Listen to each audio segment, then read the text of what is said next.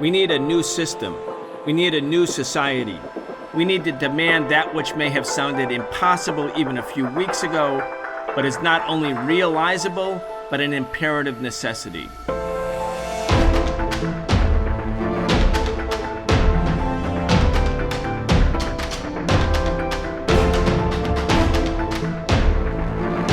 One year ago, the Russian government decided to carry out what it called a special military operation in Ukraine, what the West calls the invasion by Russia of Ukraine. Today, we're going to talk about the Ukraine war 1 year in. Welcome to this week's episode of the Socialist Program. I'm your host, Brian Becker. In this week's conversation, we're going to be talking with Walter Smolarek. Walter is another colleague who helps produce and carry out the work of the Socialist Program, and we've been doing the show for more than 2 years. Walter is a journalist. He's the editor of Liberation News. And Walter is a close observer of international events. We're going to talk about the Ukraine war 1 year in. We're going to try to evaluate the state of the war, the state of the Russian economy, the orientation of the United States government and NATO, and the thinking of Vladimir Putin and the Russian government. We're also going to talk about how China views this war. Walter Smolarek, welcome. Glad to be here.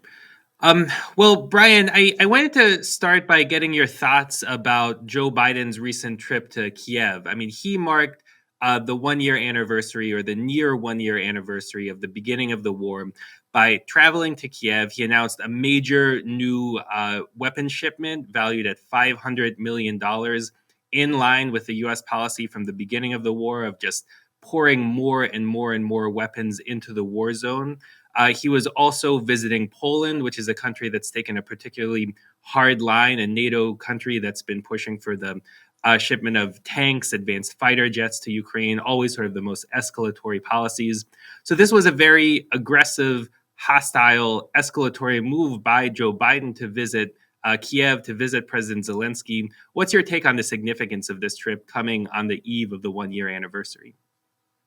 Well, I think you can't mistake this as anything other than a commitment by the United States government, the full weight of the U.S. government, to have Biden personally come to Kiev in this secret mission and meet with Zelensky and go on TV in Ukraine with Zelensky and in front of the whole world on the anniversary of the Russian intervention into Ukraine. It's very, very clear that the U.S. is all in, that in fact, that this is a proxy war. The United States itself, Biden is basically saying, this is our war. He's taking complete ownership of the war. It's not the first time, but he's taking complete ownership of the idea that this is an American military effort. And indeed, it is. And it's going to be very hard, nor is there any intention of Biden or any other political leader now to walk back from this firm commitment for all-out war with Russia in Ukraine. That means the logic of the war, as we have been saying on this program over and over again, the logic is going to be in the direction of escalation. People should just keep in mind that this was a gratuitous visit, meaning something that did not have to happen. It was an unnecessary effort by Biden. He didn't need to do it. He did it because he's signaling Russia. He's signaling the Ukrainians to keep fighting. He's signaling the rest of the world that the U.S. won't back down. And by backing down, I mean the U.S. won't go to the negotiating table, which if we go through the documents, and I want to spend some amount of time going over Vladimir Putin's speeches, the one that he just made to Russia, to the entire Russian nation on TV, but his earlier speeches from February 21st, 2022, February 24th, 2022, the day of the invasion, because Putin keeps emphasizing over and over again, we were ready to negotiate. We had drawn red lines. We said that Ukraine won't be a NATO power. It won't. Russia would not allow NATO and the United States, which is the principal power in NATO, to use Ukraine with this vast, huge border with Russia as a staging ground for advanced conventional and nuclear missiles targeting Russia, that Russia wasn't going to let that happen, that historically Ukraine and Russia had been one country up until 1991 and 1922, of course, when the Soviet Union was created. Russia and Ukraine constituted separate republics, but part of the Union of Soviet Socialist Republics, meaning they were still one country, even though Ukraine had republic status. That there was no way that the Russian government under Putin, or I believe actually this would be true for any Russian government, was going to allow Ukraine to become a staging ground for a hostile power or hostile powers with weapons that posed an existential threat to Russia. They weren't going to let that happen. And during that time, the US steadfastly said, we're not going to negotiate. Russia's demands are non starters. They said it over and over again, even as they were predicting that the result would be Russia would invade. And then, of course, Russia did invade. Um, Putin's speeches are very interesting because he frames it politically, he frames it historically. Of course, Putin is not a communist. He's using an anti-Bolshevik and anti-Leninist framing. We want to talk about that.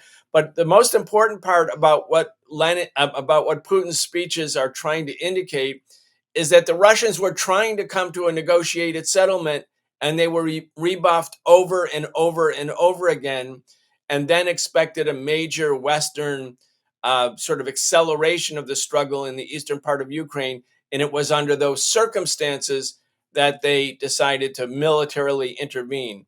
And as we discussed, Walter, Putin is also saying there is an irreversible change now, not just in Russian US relations, but an irreversible change in the world situation, starting, as we said, once again, 1 year ago with the Russian intervention into Ukraine. Right, Brian. Well, let's dig in a little bit more to Vladimir Putin's address to Russia, his national address, because of course these details never make their way into the mainstream corporate media in the United States. I mean, we purely get a 100% demonized view of the Russian government, of Vladimir Putin, or indeed of any government and leadership of a country that's in the crosshairs of the United States. So, for instance, here's a quote from this address. So Putin said, finally, in December 2021, we officially submitted draft agreements on security guarantees to the USA and NATO. In essence, all key fundamental points were rejected. After that, it finally becomes clear that the go-ahead for the implementation of aggressive plans had been given, and they were not going to stop. What's your reaction to that particular excerpt, Brian, and the overall framing, the historical narrative that Putin is putting forward in this speech? Well, I think this is a remarkably important statement. First of all, is the statement true? Is it true? And two, if it is true, why don't people in the United States and Europe know about it? Because I think for sure people in the United States don't know, and the people in Europe, I don't think know either, that Putin said, the Russians said in December 2021, meaning just 2 months before the Russian invasion of Ukraine, that they came with a draft agreement on security guarantees for all of Europe, for Ukraine, for Russia, NATO, and the United States, and that all of the fundamental points that they had in their draft agreement. So they're bringing proposals. They're saying, here's how to end this conflict. Here's how to avoid a bigger conflict. Here is the draft agreement. And Putin is saying now in this speech that was televised just the other night on Russian TV that the US and NATO rejected all points. If this is true, Walter, if this is true, it would seem to me to be a hugely important piece of information. And if the US mainstream media cared about peace, wanted to save the lives of Ukrainians, they would be exploring this right now. What was it in Russia's draft agreement that Russia offered? Uh, I think what they offered would have been that Ukraine be considered a neutral country, that it not be considered a part of a Russian sphere of influence or a Western US sphere of influence, but that it be neutral. Say the way Austria was neutral after World War II, and Austria didn't join either the Eastern or Western camp after World War II. Uh, I believe that's what the Russians were proposing. Now, if Blinken and Jake Sullivan and Biden and the Pentagon said no to that, the question is, why did they say no? if that was the way to avoid a war that by US capitalist media's estimates has taken the lives of hundreds of thousands of people, either taken their lives or left them with life changing injuries. If all of this could have been avoided by coming to an agreement and the US and NATO and Zelensky rejected it, that would be a key, important, critically important piece of information. In a couple of weeks, Walter, large numbers of people are coming to the White House. It's the 20th anniversary of the U.S. Invasion of Iraq 20 years ago, March 19th, 2003. There's going to be a big protest at the White House. A big coalition of anti-war groups have come together for Saturday, March 18th. One of the demands is stop endless U.S. wars, end NATO, but also go back to the negotiating table and come to a peace deal with Russia to end the war in Ukraine. But Biden, by going to be with Zelensky on the anniversary and making a big show of it to the media, Biden is basically doubling down and saying we don't care about negotiations now. We want to win the war. And as Lloyd Austin said, he's the Secretary of Defense, General Lloyd Austin, our goal is to weaken Russia or to impose, as other U.S. officials have said, a strategic defeat on Russia, whatever that means. Uh, what it does mean for sure is that the U.S. has deliberately, calculatingly, purposely not engaged in real negotiations because it actually wants this war. So, this is the height of cynicism if what Putin is saying in his speech is true. Okay, if somebody can prove that it's not true, we'll talk about that. But if what he's saying is true, that they offered a draft agreement, a comprehensive agreement in December 2021, 2 months before the invasion, and the U.S. resolutely rejected all of it, that means the U.S. is actually responsible for this war. That means the U.S., in spite of all of the crocodile tears it's shedding for Ukrainians, actually doesn't give a damn about Ukrainians. They actually wanted the war for their own geostrategic purposes, and they thought the war would indeed weaken Russia. And of course, another element of the hugely irresponsible, reckless nature of the U.S. policy in this conflict is that this actually raises the prospect of an all-out conflict, an all-out confrontation, World War III between Russia and the United States. I mean, the element of Putin's address that the U.S. media is focusing on is his announcement that Russia is withdrawing from the New START treaty, a treaty to essentially limit the testing, production, deployment of nuclear weapons. That's completely devoid of context, of course. The United States under the Trump administration withdrew from the Intermediate Range Nuclear Forces Treaty, which is far more consequential in terms of European security than the New START treaty. But still, it does underscore the fact that while the United States is viewing this right now as a proxy war, where the Ukrainians are the ones doing the fighting and the dying in huge numbers, and Russian soldiers too, of course, this could actually become an all-out confrontation. This could spiral outside of anybody's control. Indeed, indeed, it could. And I want to talk about Putin's announcement. It comes right at the end of his speech, and people can get the speech for themselves. You can just go online, use the search terms of the full text of Putin's speech, or you can go to the Kremlin. I think has an English language version of the speech. But at the very end of the speech, at first he talks about why the invasion happened, what their goals were. He's talking about how the country is faring economically. He's talking about the sort of commitment and responsibility that the Russian government feels to people who have been conscripted, the families of people who have loved ones fighting in Ukraine. And then at the end, he basically says, oh, and we're pulling out of the START treaty. And as you said, Walter, START treaty was the last remaining piece of arms limitation or arms agreement treaties from the Cold War. There was the anti ballistic missile treaty that was considered to be a cornerstone of US Soviet arms control architecture. That was developed as a way to prevent either side from becoming convinced that it could launch a first strike nuclear weapon. An anti-ballistic missile defense treaty basically says you can't create a missile defense shield in your country that would allow you to stop incoming missiles into your country. Now, that sounds like a defensive measure, but the point of the ABM treaty was to stop an offensive first strike strategy from being implemented by either side, either the Soviet side or the US side. The logic here goes something like this.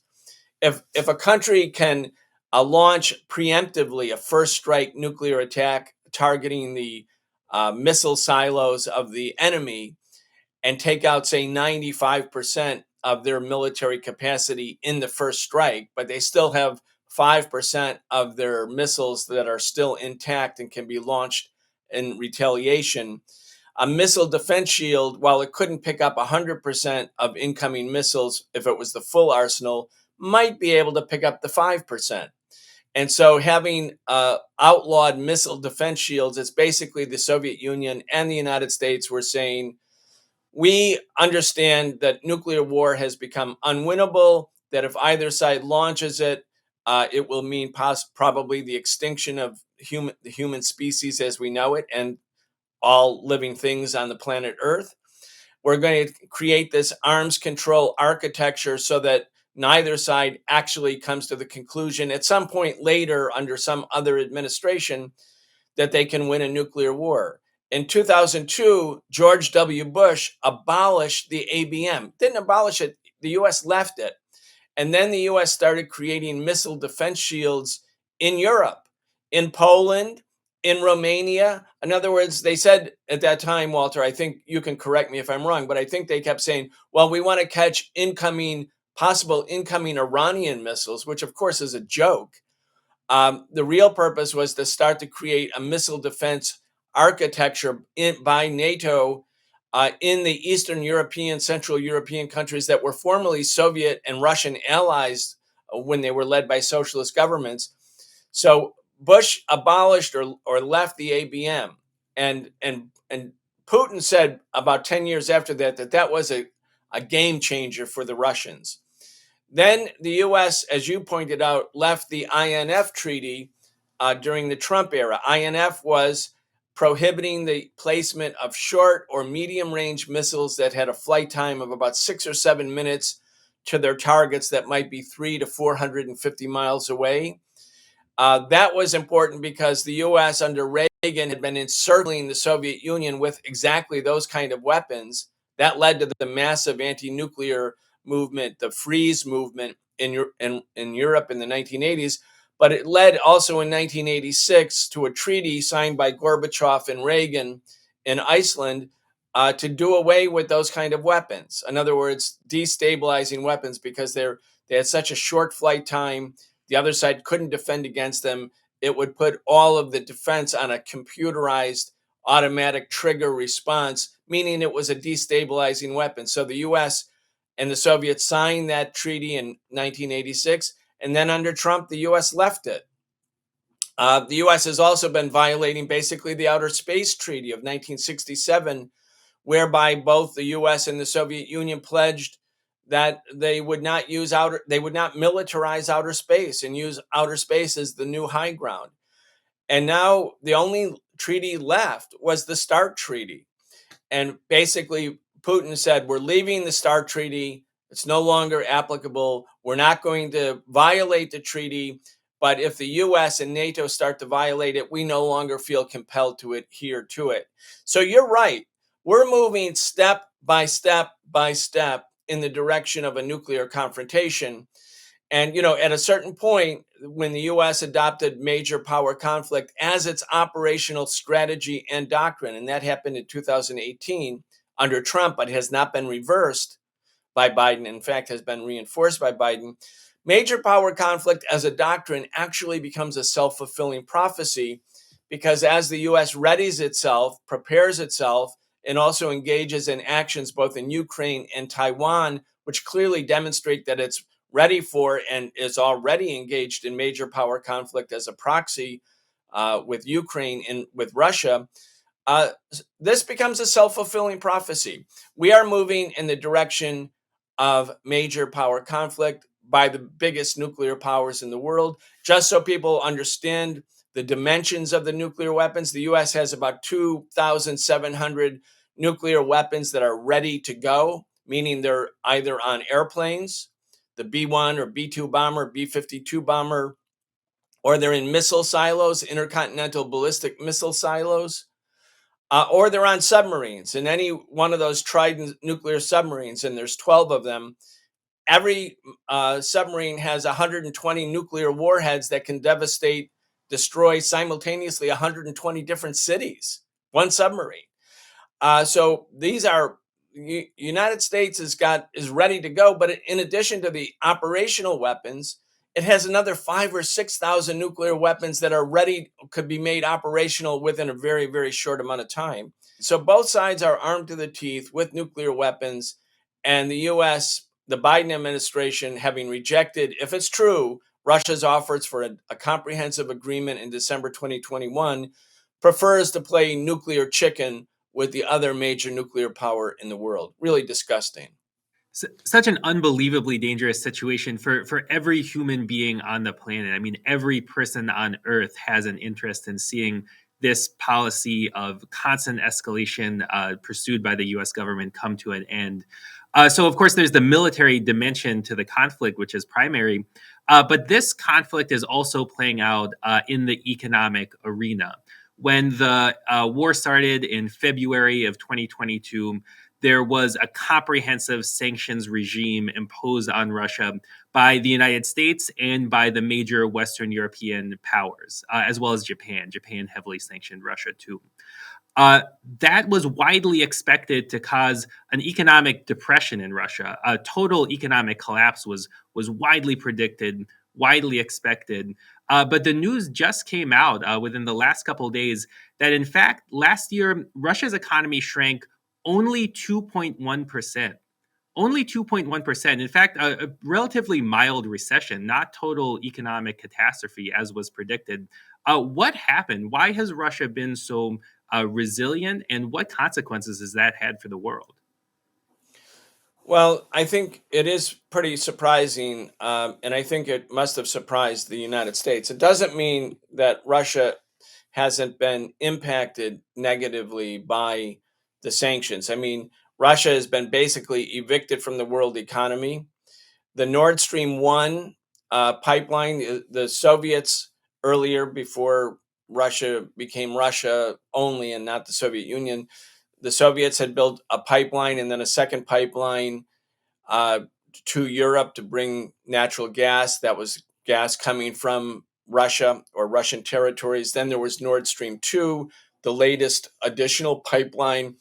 That pipeline, as Biden and Blinken and Victoria Nuland, by the way, if you remember, before the war started, they promised that the U.S. would end Nord Stream 2 if there was a military conflict. And then there was explosions that destroyed these two pipelines, Nord Stream 1 and Nord Stream 2. Seymour Hersh has said that he has proof that it was a special unit in the Pentagon that carried out the destruction of Nord Stream 1 and 2.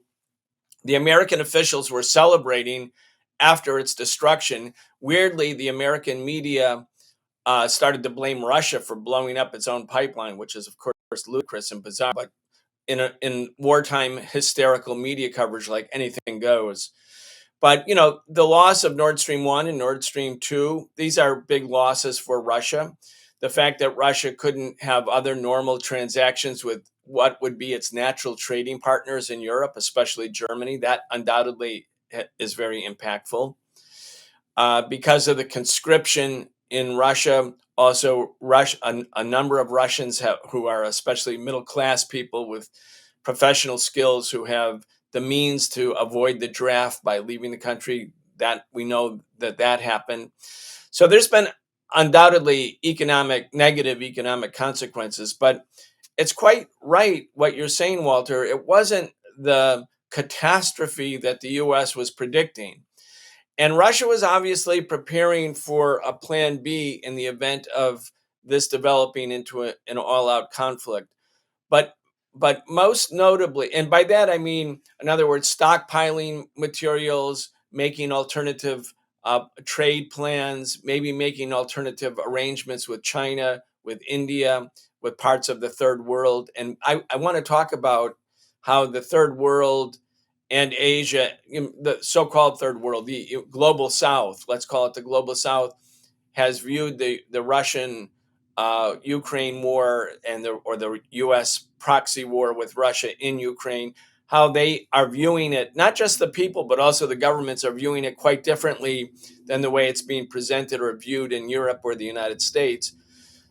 Those countries have actually increased their trade with Russia, meaning that Russia has another part of the world that it was able to sort of switch out, swap up with in terms as trade partners. So you may have some of the facts, Walter. I'm not sure, but the economic data shows a very large scale increase in trade with India, an increase in trade, of course, with China. And I want to talk about the Russian China relationship in a couple minutes. Also in Africa, and by the way, in Africa, a lot of Africans, not all, of course, but I think a substantial part of the population in Africa feels that the U.S. is the empire that took the place of the colonial empires that oppressed, divided, and tore Africa up, and that the U.S. is now has a global rival that's willing to fight back in Russia. I'm not saying this because I'm saying that's the right idea. I'm just saying it's true. This is the way lots of people, tens of millions, hundreds of millions of people in Africa and Latin America and Asia are viewing the war. Quite different from the way people in the United States or Europe are viewing the war. But obviously, Russia it's a big country. This is really important. And I think, Walter, we need to do a little bit more research into about Putin's speech, some of his economic indices. But, when you think about it, the Soviet Union was a country that had a landmass that stretched all the way from the Pacific to the eastern part of Europe. It was the largest landmass country in the world. And Russia, even though it's no longer the Soviet Union and has lost important parts of the territory, the non-Russian republics that are now independent, it still has this vast area. Soviet Union was the most blockaded, embargoed, and sanctioned country up until that time ever. But the Soviet Union developed a kind of self-sufficiency. Stalin called it socialism in one country, if you remember, and that was a debate that was taking place in the communist movement, including inside the Soviet Communist Party, about could you develop socialism in one country. But this one country was so big that it had vast resources, vast natural resources, vast spaces, and it was able to have self-sufficiency because it created its own internal separate sort of economy, a planned economy, a centralized planned economy that was not under the impact and influence and domination of the world economy, which was indeed a world capitalist economy. So my point is the Soviet Union became self-sufficient. The Russian government is no longer socialist, it's no longer the Soviet Union, but it has the experience of how to utilize the country's resources with self-sufficiency, and that means strengthening the state sector. So even though it's no longer led by a communist party, Putin is an anti-communist, there are elements of the state sector in the Russian economy using these vast resources at its disposal and having natural trade partners with China, with India, and others in the global south. The success of Russia, again, it's not without problems. I'm sure that they've suffered a lot as a consequence of all the sanctions, but they have survived, and they're showing a certain resilience that I think has probably taken Washington by surprise. You may have some of the numbers about the trade. It's really quite interesting. Yeah, that's right. And I think the phenomena that you're talking about is maybe most dramatic in the energy sector and oil, gas exports, which is really the core of Russia's trade with the rest of the world. So for the entirety of 2022, Russia actually increased its oil output by 2%. and they boosted oil export earnings by 20% to $218 billion. These are figures that come from the International Energy Agency. So that boost in oil export earnings is because the price of oil skyrocketed on the global market as a consequence of these sanctions imposed by the United States, by European powers. So that actually led to a major increase in the amount of revenue that Russia was able to generate. To underscore the point that you were making about the importance of Russia's trade relations with India, Russia's oil exports to India have grown by a factor of 16 since the beginning of the war, 16-fold. So now it stands at 1.6 million barrels per day of oil exports to India. That's as of December of 2022. And another factor, as you mentioned, is Russia's relationship with China. China recently moved away from the zero COVID policy and towards a policy of pandemic response that involves fewer restrictions on economic activity. That's led to a boom in economic growth, economic activity in China, and that's having a major positive impact on Russia's economy as well. China is importing much more oil than it had, maybe just a few months ago. And now it's hit 16.3 million barrels per day. A lot of that is coming from Russia. And as that economic activity steps up, the demand for Russian energy sources will remain elevated. This is really different than what the United States had in mind at the end of the Cold War, where the U.S. would be the unipolar power. No other power could challenge it on a global or even regional basis. But in fact, we have all of these economic powerhouses that have emerged in the last 10, 20, 30 years. I mean, this has really been an indispensable factor in Russia's economies, the Russian economy's ability to withstand what's happened over the course of the last year. And also, Walter, BRICS, which is this other organization, along with the Shanghai Cooperation Organization and some other multilateral entities that are considered to be a rival, or at least not a rival, but really an alternative to complete U.S. hegemony. The BRICS countries were Brazil, Russia, India, um, China, and South Africa. Major economies.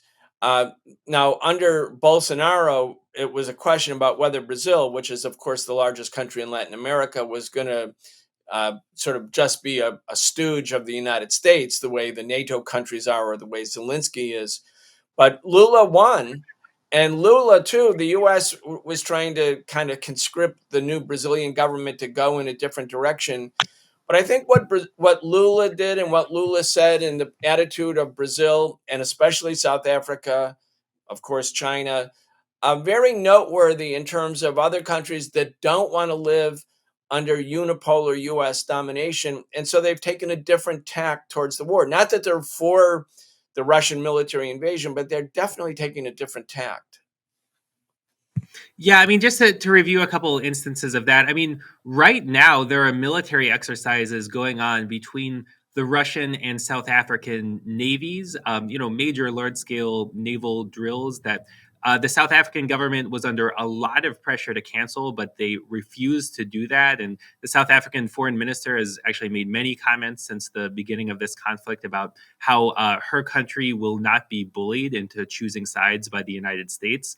Olaf Scholz, the leader of Germany, the chancellor of Germany, went to Brazil recently. He, as you were, mentioning, tried to sort of conscript the new Lula government into this effort, but Lula firmly rebuffed that. He said that Brazil was a country that was interested in peace, not in exporting weapons.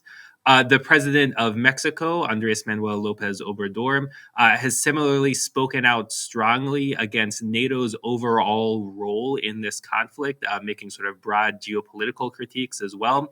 So it really has been an opportunity, I think, for a lot of leaders of countries in the global South to express their independence, express the view that the world has changed and that the United States can no longer simply issue dictates. I mean, this has got to be something, Brian, that really deeply concerns, disturbs the policymakers at the Pentagon and at the State Department.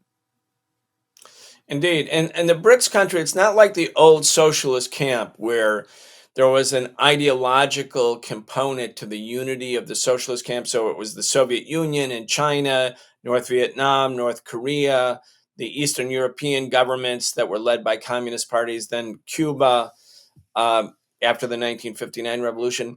Those countries they were socialist. They had a socialist integrated sort of second globalization, a second world economy. They did their own trade and aid with each other. There was like an international division of labor economically.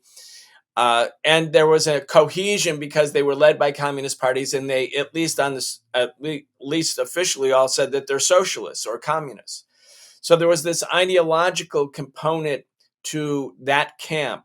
What we are seeing emerge, and especially as after the Russian military invasion of Ukraine a year ago, but it wasn't just then, it was also before then, is the emergence of a group of countries who are not ideologically bound together.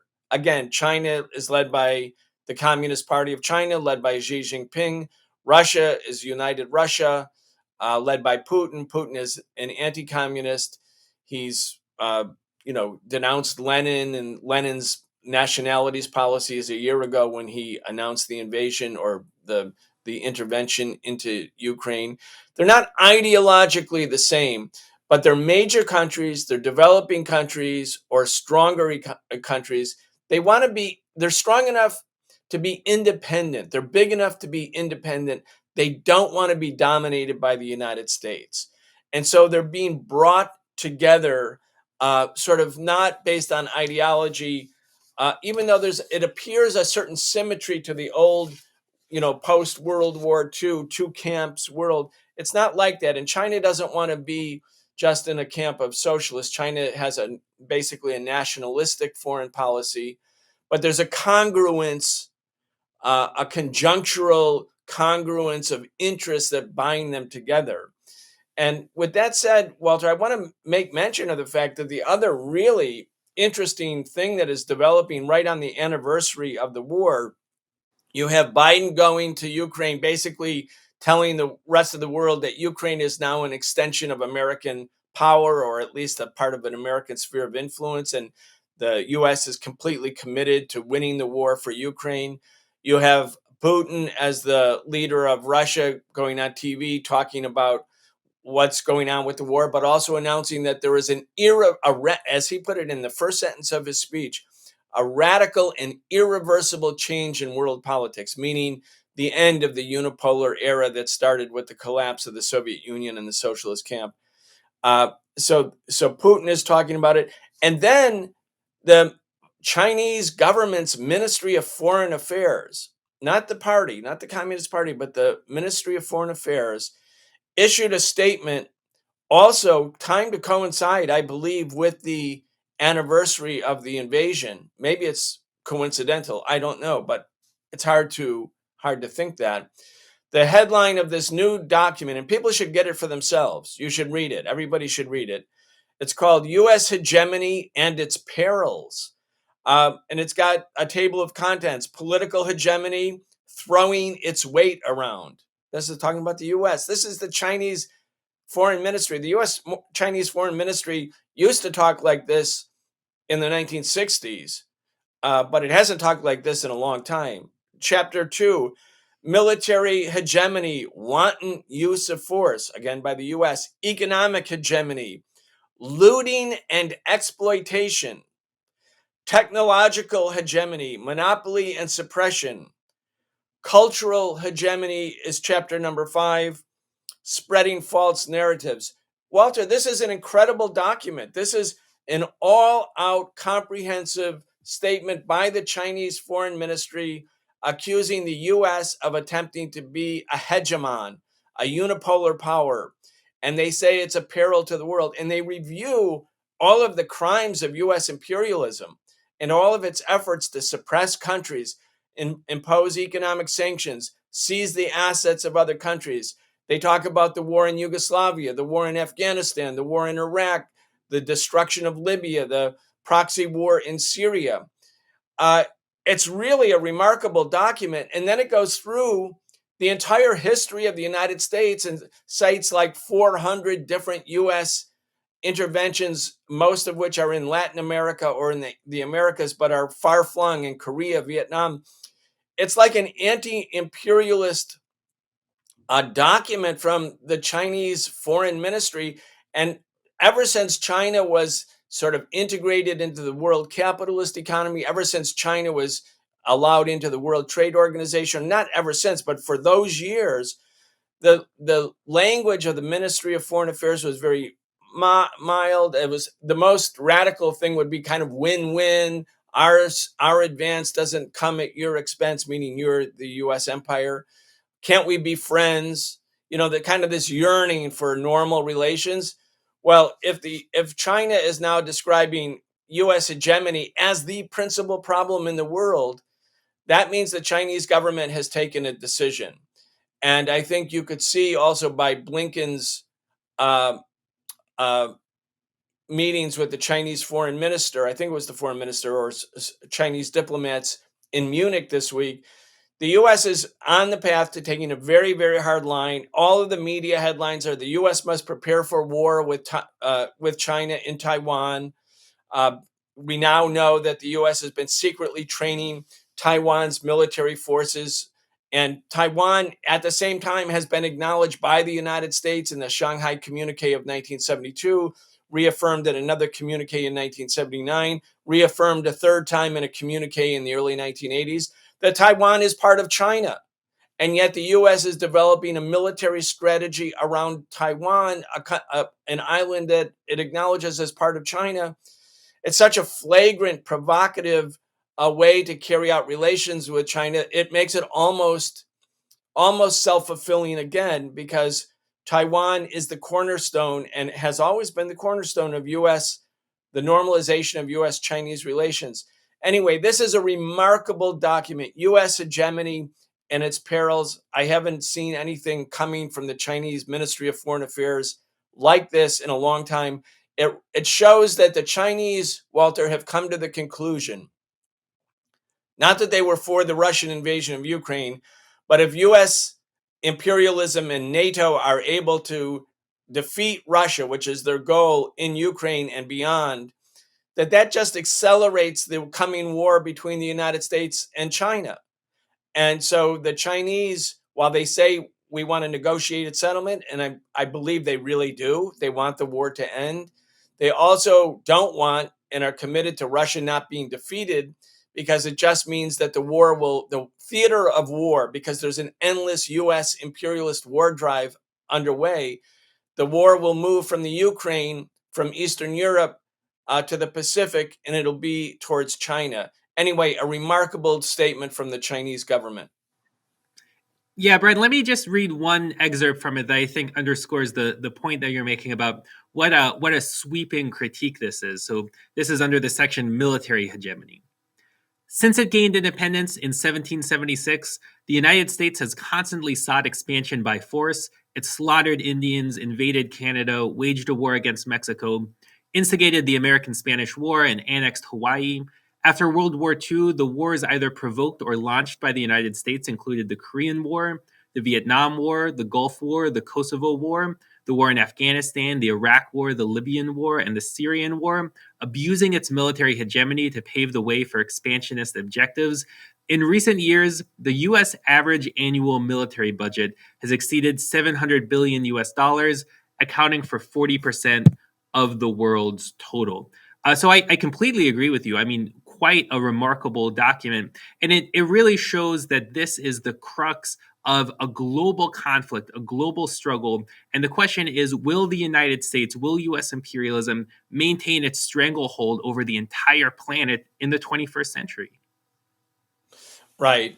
And, I want to clarify too, as we wrap up here, Walter, as time is, we're moving towards the finish line, is that, we're socialists. We see that the struggle for peace and against militarism is linked to the struggle against poverty, the struggle against exploitation and oppression of all types, and that the solution to the danger of current war is to end the system of capitalism. So we're not fighting for a multipolar world. We're fighting for a socialist world where peoples of different nations and ethnicities can truly live in peace because there aren't capitalist corporations having an expansionist agenda for new markets, new exploitation, etc. So there could be the economic basis for actual peace would be created. That's what having a socialist world would look like. In other words, the capitalist classes in different countries would be gone, and people could actually have sisterly, brotherly, familial, good relations with each other rather than endlessly spending money for death and destruction. So we're socialists. And our solution is not multipolarity. Multipolarity doesn't solve the problem of endless war, growing war, and even the prospect of World War III, because as long as capitalism exists and as long as imperialism exists and as long as the US imperialist sort of apparatus exists, and it can only go away really if the people in this country radically transform our society, as long as it exists, the danger of global war continues, just like the danger of climate catastrophe only grows ever bigger. There are many other cascading crises in society besides war and the environment and the climate, but those are two big ones. And so we need a socialist solution. But having said that, we can also understand that in the here and now, in 2023, the idea that some countries are banding together to prevent, at least in the short term, unipolar domination by the US hegemon, by US capitalism, US imperialism, using the Pentagon sort of basically as its military strike force around the world. And as the Chinese point out, and as Putin pointed out in his speech, and again, we're not political supporters of Vladimir Putin, but they pointed out correctly, objectively, the US has 800 military bases around the world for the purpose of global domination. No other country has that. So, to the extent that we see the emergence in this new world order, which, as Putin said, is radically different from the old one and irreversible, meaning that it's going to be the end of unipolar U.S. domination and a new stage of multipolarity and increasing struggle. We recognize that countries in Africa, in Latin America, in the Middle East, in Asia, the countries that have been the colonized, dominated parts of the world for centuries, they don't want to live under U.S. unipolar domination or any foreign domination. They want to be free, independent, and sovereign people. And so, Walter, this era is truly on us. It's a new era. It's very important for progressive, working class, socialist, anti imperialist forces, including people who have all kinds of different ideologies, to come together to stand for peace, to stand against militarism, to stand against the war machine.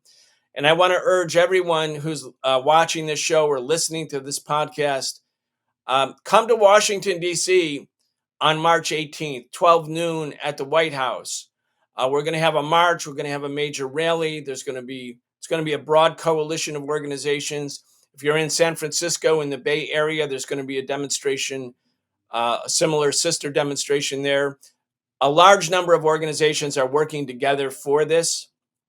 I could just say the Answer Coalition, the People's Forum, Code Pink, UNAC, Black Alliance for Peace. Um, I'm probably forgetting some key organizations, but there are literally hundreds of organizations that are coming together.